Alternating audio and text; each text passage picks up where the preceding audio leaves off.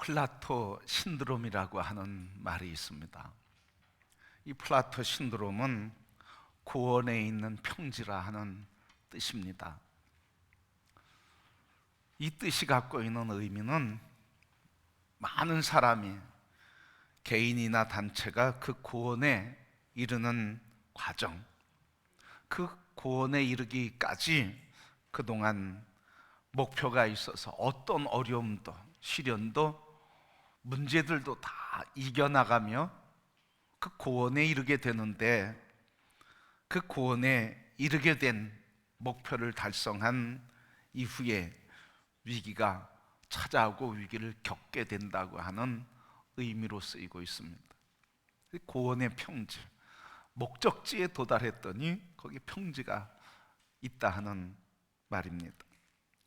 그래서 막상 본인이 정한 목표를 이룬 다음에 더 이상 어떻게 해야 할지 몰라서 그동안 그저 오르는 것밖에 몰랐던 그들이기에 막상 높은 평지에 올라서 무엇을 또 어떻게 새로운 도전을 해야 할지 그것을 찾지 못해서 주저앉고, 그리고 그 자리에서 정체되고 그러다 퇴보한다고 하는 의미로 플라토 신드롬이라고 하는 말을 쓰고 있습니다.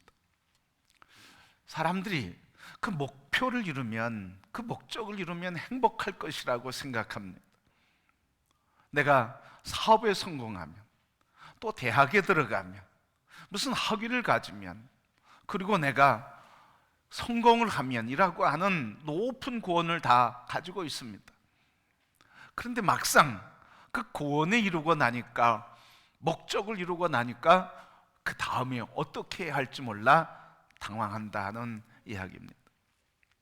제가 결혼해서 살아보니까 사랑해서 결혼을 하고, 그래서 결혼하면 계속 이 행복이 계속 갈 것 같은데, 이 결혼이라고 하는 그 고원에 이르고 나니까 그 다음에 평지가 있는데 이 결혼 생활을 어떻게 해야 할지 준비가 되지 않았습니다.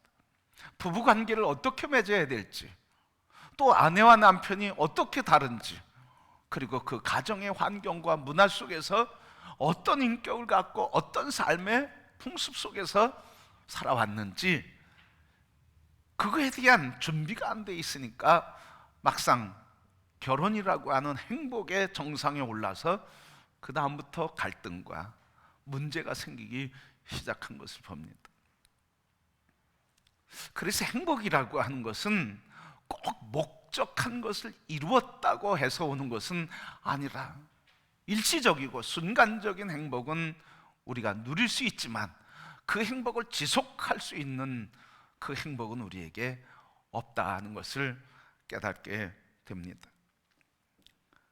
그런데 이 한 사람, 늘 문제가 있었던 사람입니다. 늘 아픔이 있었습니다. 늘 굶주림도 있었습니다.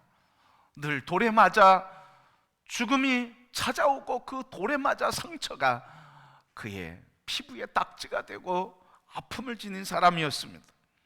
그런가 하면 41 부족했던 39대를 맞는 채찍에, 그 채찍에 맞으면 끝에 있는 철조각 때문에 살점이 뜯겨지는 이 아픔에도 여러 번 맞았습니다. 타국에는 배가 파산이 돼서 죽을 고비도, 또 동족과 이방의 박해와 감옥에 투옥되는 아픔도, 조롱도 당했습니다. 평생 이런 삶을 살았는데 이 사람은 항상 그 속에서도 나는 기쁘다, 나는 항상 기쁘다, 나는 항상 감사하다, 그러니 너희들도 항상 기뻐하고 감사해라. 어떻게 이렇게 일상이 고통이고 아픔이고 시련이고 고난이었던 이 사람, 어떻게 그렇게 나는 행복하다고, 나는 이렇게 기쁘다고 말할 수 있을까요? 그 사람 바로 사도 바울이었습니다. 성도 여러분, 오늘 우리의 환경에 구애 없이, 나를 둘러싸고 있는 문제에 구애 없이 나를 힘들게 하고 지치게 하고 피곤케 하고 아프게 하고 절망케 하는 많은 문제가 있음에도 불구하고 우리 모든 성도들이 나는 기쁘다, 나는 행복하다. 이 기쁨의 노래로 모든 환경을 이기며 인생을 승리해가는 이 행복이, 이 기쁨이, 이 힘과 능력이 여러분들에게 넘치게 되기를 축복합니다. 축복합니다. 어떻게 모든 환경을 이기고 바울은 나는 행복하다, 나는 기쁘다 그렇게 노래할 수 있었을까? 오늘 본문의 말씀을 통해서 무엇을 통해서 왜 사울은 이렇게 행복하다고 말할 수 있었을까? 오늘 본문 말씀 1절과 6절 말씀에 보면 바울이 자기가 어떤 존재인지에 대해서 표현하고 있습니다. 또 6절 7절 말씀 보면 우리는 어떤 존재인지를 가르쳐주고 있습니다. 바울은 자기 자신을 어떤 존재라고 그렇게 표현하고 있을까요? 오늘 1절 말씀에 보면 예수 그리스도의 종 바울은 사도로 부르심을 받아 하나님의 복음을 위하여 택정함을 입었으니, 나 바울은 예수 그리스도의 종이다. 자기를 종으로 표현하고 있어요. 여러분, 자기를 소개하는데 이렇게 난 노예입니다 이렇게 표현하는 사람 없습니다. 바울 자신도 그의 인격에 있어서나 그의 학문에 있어서나 그의 가문에 있어서나 그의 소유에 있어서나 그의 존재가 그렇게 부족한 사람이 아니었습니다. 그런데 자기 자신을 그리스도 예수의 종이다. 두 번째는 택함을 받았다. 바로 사도로 택함을 받았다. 부르심을 받았다. 그 다음에 하나님의 복음을 증인으로 보냄받았다.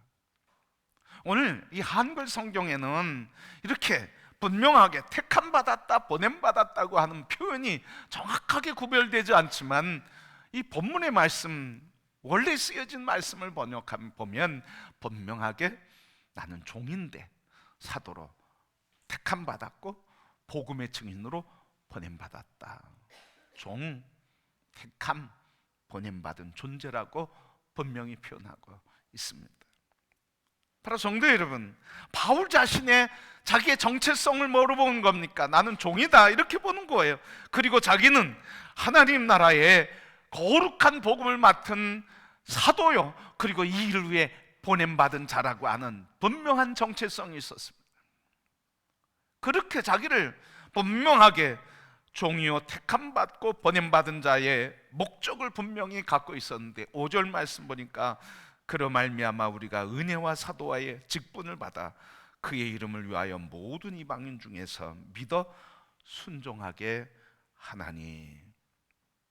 이 말을 그냥 한마디로 얘기하면 모든 나라 민족이 복된 소식을 듣게 하기 위해 나를 하나님이 종으로 사도로 택하시고 복음의 증인으로 보내주셨다는 거예요. 바로 이게 바울의 자기 정체성이에요. 이것과 행복이 무슨 관계가 있을까? 자기 정체성과 행복과 무슨 깊은 관계가 있을까? 분명히 깊은 관계가 있습니다. 그뿐만 아니라 바울은 우리에게도 이야기해 주는데 너희는 구원받은 성도들이라 하면서 9절, 6절, 7절에 이렇게 말씀했습니다. 너희도 그들 중에서 예수 그리스도의 것으로 부름받은 자니라. 로마에서 하나님의 사랑하심을 받고 성도로 부르심을 받은 모든 자에게 하나님 우리 아버지와 주 예수 그리스도로부터 은혜와 평강이 있을지어다. 자, 바울은 우리에게 우리의 정체성이 뭔지를 가르쳐 주시는데 첫 번째, 너희는 그리스도 예수의 것으로 그의 소유된 것으로 부름받았다는 거예요. 여러분, 한 분 한 분이 그렇게 부름받은 존재라는 거예요. 그것뿐만 아니라 부름받았을 뿐만 아니라 7절 말씀 사랑하심을 받고 사랑받는 존재, 그 다음에 성도라 부르심을 받고 성도로 여러분을 불러주셨고, 그리고 마지막으로 그리스도 예수로부터 은혜와 평강을 입은 자로 불러주셨습니다. 그러니까 우리의 정체성이 뭐냐?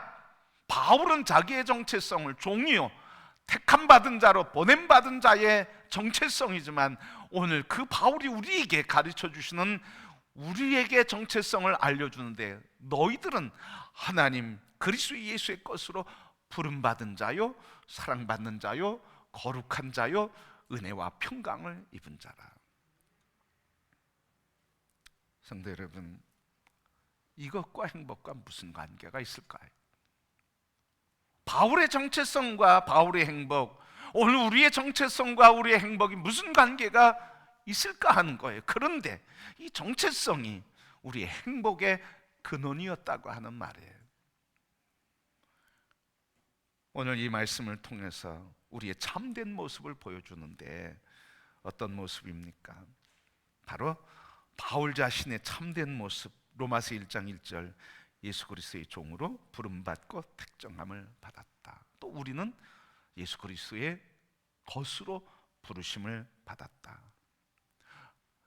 우리가 이렇게 우리 자신의 정체성을 가질 수 있는 이유는 내 자신이 그렇게 생각하는 게 아니라 하나님이 우리를 그렇게 불러주시고 택하시고 이름지어 주셨다는 거예요. 오늘 1절 말씀에 택정함을 입었다는 게 무슨 말입니까? 내가 너를 택했어. 뭐로? 나의 종으로, 나의 사도로, 나의 복음을 맡은 자로 내가 너를 택했어. 내가 너를 택했어.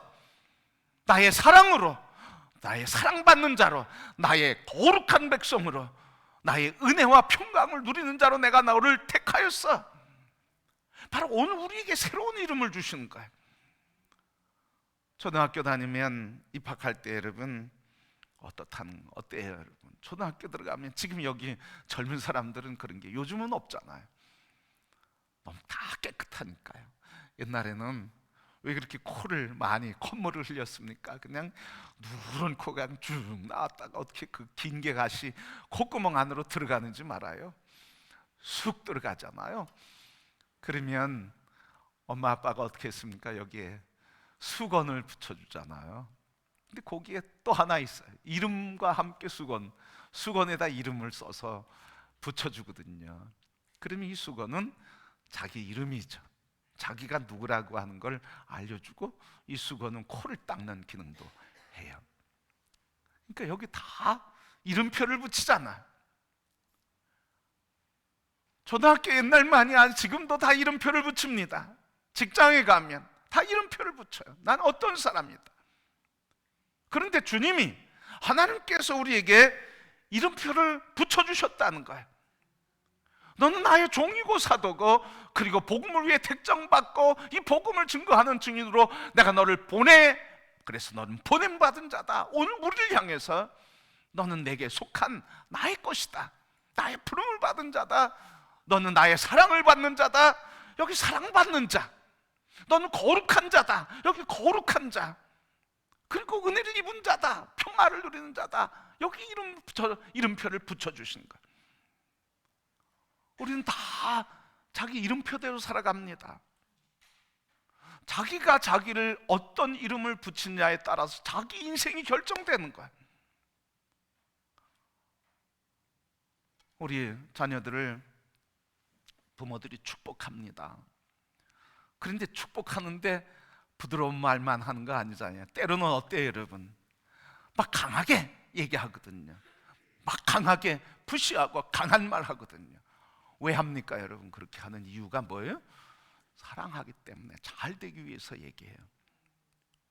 근데 왜 너는 이것밖에 못해?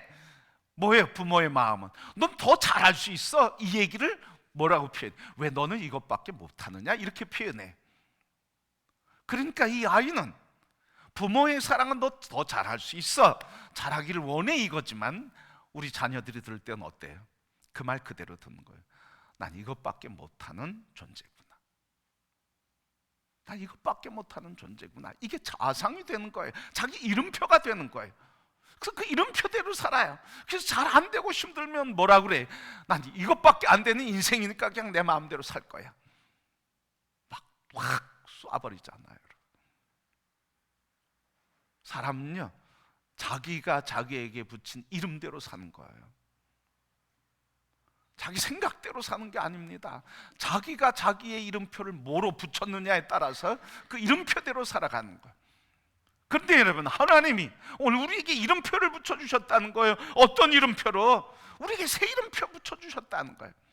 넌 내게 속한 자다, 거룩한 자다, 은혜를 입은 자다. 여러분, 여러분의 이름표를 다 바꾸시기를 축복합니다. 어제 전도하는데요, 전도하는데 이렇게 우리 권사님들이 같이 이제 한 팀이 돼서 나갔어요. 근데 나가서 인사를 하는데 지나가다 어떤 분이 가만히 저에게 금호교회에서 나오셨습니까? 금호교회 목사님이십니까? 뭐 이렇게 자꾸 물어요. 그래서 제가 한참 얘기하다가 뒤에 생각이 나서, 아니 저분이 어떻게 내가 금호교회 목사인 걸 알지? 또 나갈 때는 목사님 뭐 조끼 안 입어도 다 금호교회 목사님 같아. 그래서 안 입고 나갔는데 그래서 이상하다 그랬어요. 그래서 끝나고 이제 다 끝나고 나서 이제 정리하려고 그러는데 여기에 뭔가 붙었더라고요. 금호교회, 감리교회 명패가 붙어 있었어요. 이름표가 붙어 있었어요. 여러분, 나도 내 이름표대로 살고요, 다른 사람도 내 이름표대로 대우접하는 거예요. 내가 이름표를 붙이고 하나님의 거룩하고 존귀하고 구별되고 하나님의 은혜를 받는 이름표를 내가 붙였을 때 나도 그렇게 살 뿐만 아니라 다른 사람도 하나님의 사랑을 받는 자녀구나, 그렇게 여겨준다는 거예요. 여러분, 예수 그리스도께서 십자가의 보혈로 우리의 죄를 다 씻겨주고 새 이름표 주셨습니다. 여러분의 이름표가 다 복된 이름표 다시 부착하시길 축복합니다. 그게 행복이죠. 내가 여기는 나의 정체성. 다시 얘기합니다. 내가 나를 생각하고 판단하고 나를 규정하는 나가 아니라 하나님이 죄인인 나를 긍휼히 여기시고 사랑해 주셔서 십자가에서 모든 나쁜 이름표를 다 제거해 주시고 새 이름표, 하나님의 자녀의 이름표를 주셨으니 우리가 기쁘지 않을 수 있겠습니까? 그리스도인의 기쁨은 바로 이런 기쁨입니다. 여러분, 성공해서요? 뭐 돈 좀 벌어서요? 뭐 높은 자리에 앉아서요? 뭐 힘이 있고 권력이 있는 것 같아서요? 다 움켜쥐면 날아갈 겁니다. 영원히 없어지지 않는 그 행복, 플라터 신드롬, 정상에 올라가면 아무것도 없어요, 여러분. 그런데 우리는 끊임없이 영원히 우리에게 주시는 기쁨, 행복, 그리스도 예수 안에 주신 새 이름, 오늘 불러주시고 여겨주시고 붙여주시고 보냄받은 이름, 모든 성도의 이름이 되어 영원한 하나님의 기쁨을 누리기를 주님의 이름으로 축복합니다. 바울은요, 하나님이 불러주신 그것을 믿음으로 받아들였어요. 믿음으로. 여러분도 주님이 바울을 통해서 우리에게 불러주시는 그 이름을 믿음으로 받으시기를 축복합니다. 그래서 행복은 믿음을 통해서 하늘의 기쁨을 누리게 되는 거예요. 자, 여러분, 우리에게 붙여준 새로운 이름이 있는데 오늘 뭐라고요? 종이다 그랬어요. 종. 누구의 종이요? 예수 그리스도의 종이라 그랬어요. 로마서 6장 17, 18절 말씀, 하나님께 감사하리로다. 너희가 본래 죄의 종이더니 너희에게 전하여 준 바 교훈의 본을 마음으로 순종하여 죄로부터 해방되어 의에게 종이 되었느니라. 의의 종이 되었다. 세상에서 죄의 종 노릇하던 너희들을 십자가의 보혈의 피로 의의 종이 되게 하셨다. 아멘. 우리 모두를 다 죄를 다 씻겨주셨다는 거죠. 죄의 이름표를 다 제거해 주셨다는 거예요. 그래서 우리에게 새 이름표, 너는 의이다, 나의 의이다, 의인이다. 여러분, 새 이름표 보시기를 축복합니다. 그리스도 예수께서 붙여주신 것을 믿음으로 받으시기를 축복합니다. 바로 세상의 입장에서 바울은 대단한 배경을 가진 사람이었지만, 그러나 그것이 자기의 의가 되지 않고 오직 예수 그리스도 안에서 십자가의 보혈로 내 모든 죄를 씻겨주시고, 그리고 의의 백성 된 것으로 인해서 하나님께 감사하고 있습니다. 여러분, 이 의의 백성이 됐는데 어떻게? 로마서 8장 1절 2절 말씀 보니까, 그러므로 이제 그리스도 예수 안에 있는 자에게는 결코 정죄함이 없나니 이는 그리스도 예수 안에 있는 생명의 성령의 법이 죄와 사망의 법에서 너희를 해방하였음이니라. 아멘. 죄와 사망의 법에서 생명과 성령의 법이 너희를 해방하였느니라. 여기 무슨 이름표를 주셨어요? 의의 이름표. 해방된, 구원된, 해방된 자다, 자유한 자다, 해방된 자라고 이름표를 주셨어요. 그 이름표만이 아니라 갈라디아서 4장 7절 말씀 보니까, 그러므로 내가 이후로는 종이 아니요 아들이니 아들이면 하나님으로 말미암아 유업을 받을 자니라. 하나님이 하나님의 유업을 받을 자라는 이름표를 주셨어요.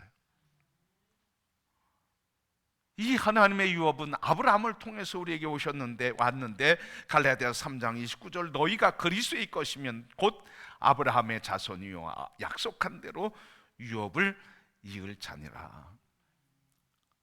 아브라함의 유업, 하늘의 복, 땅의 복, 그리고 땅의 나라와 민족과 열방의 축복을 받는 축복의 권세를 받은 이 아브라함의 유업.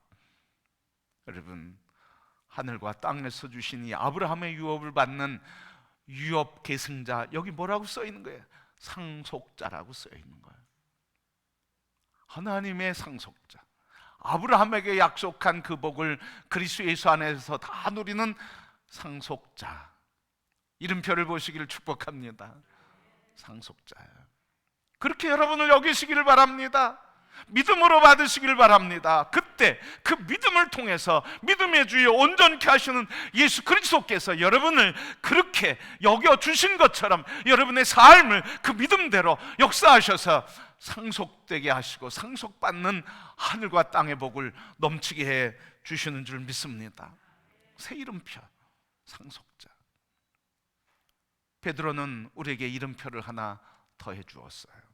베드로전서 2장 9절 말씀, 그러나 너희는 택한 족속 왕같은 제사장들이요 거룩한 나라요 그의 소유가 된 백성이니 이는 너희를 어두운 데서 불러내어 그의 기이한 빛에 들어가게 하신 이 아름다운 덕을 선포하게 하려 하십니다.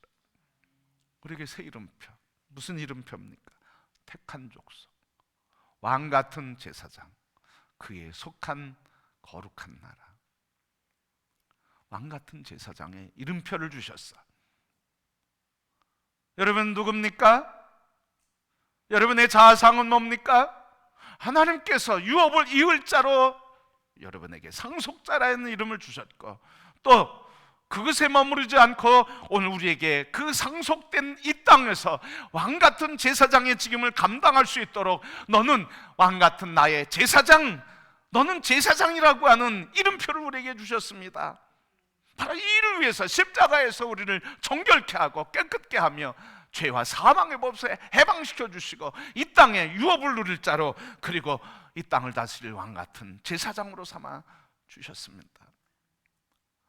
그래서 바울은 기쁘다는 거예요. 그래서 행복하다는 거예요. 성도 여러분, 오늘 우리의 존재는 무엇입니까? 바로 하나님 우리에게 붙여주신 이름, 의의 백성, 그리고 죄에서 해방된 자, 그리고 유업을 이을 자, 왕같은 제사장, 내가 택한 나라다. 이게 우리의 이름표예요.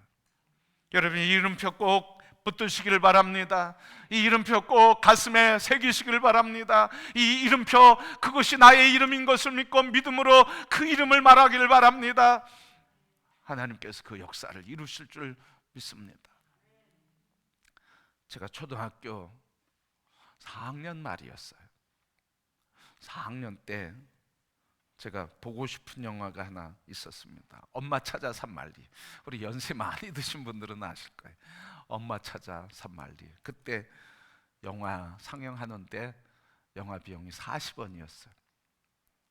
근데 우리 옆집에 살던, 지금은 원로장로님 되셨는데 집사님이 제게 얘기하는 거예요. 광수야, 너 기도 받으면 집사님이 극장 가게 해줄게. 얼마나 좋아요, 여러분. 기도도 받고 극장도 보내주겠다고 하시니까요. 그래서 제가 초등학교 4학년 때 집사님한테 기도를 받았습니다. 기도 받는데 집사님이 그렇게 얘기하시는 거예요. 기도 끝난 뒤, 야 광수야, 너 하나님 부르신다. 너는 하나님 목사가 되기를 원하신다. 그 얘기를 하시면서 내가 어른이 돼도 나를 잊지 말아라, 이런 얘기를 하시는 거예요. 그래서 제가 그렇게 할게요 그랬어요. 근데 놀랍죠? 그 순간부터 제 마음에 이름표가 하나 있잖아요. 뭐예요? 너는 목사야, 나는 목사야. 이 이름표가요, 중학교 때 기도원 가서 주님을 인격적으로 만나는 전환점이 됐고요, 이 이름표가 사춘기의 그 요동치는 삶의 여정에서도 그냥 그 사춘기를 편안하게 이길 수 있는 힘이 됐고요, 이 이름표가 청년기에 요동치는 사회 속에서도, 혼란된 사회 속에서도 제게 끊임없이 너는 목사야, 목회의 길을 가는 거야. 그래서 청년 시절에 제가 다른 길을 갔다가도 이 이름표 그대로 다시 돌아올 수 있었어요.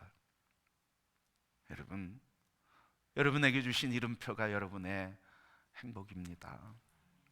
오늘 바울은 바로 참 행복 어디에서 누렸습니까? 주님 안에서 자기의 존재를 발견하고 나를 그렇게 여겨주신 그 이름을 붙들고 믿음으로 받을 때 그는 어떤 혼란과 고통과 아픔 속에서도 행복했어요. 여러분, 오늘 이 시간에 우리의 눈을 열어 우리의 눈을 들어 주님이 우리를 부르시고 붙잡으신 손길을 보시기를 축복합니다. 우리의 귀를 열어 주님이 우리에게 말씀하시는 우리의 이름표를 듣기를 바랍니다. 그리고 그 이름표 가슴에 새기시고 내가 그리스도 안에서 새로운 존재의 이름표를 받은 그 이름표를 붙들고 주 안에서 내가 새로운 존재인 것을 알므로 주님이 주시는 기쁨과 행복, 영원한 기쁨을 누리며 이 땅을 승리하는 모든 성도가 되기를 주의 이름으로 축복합니다.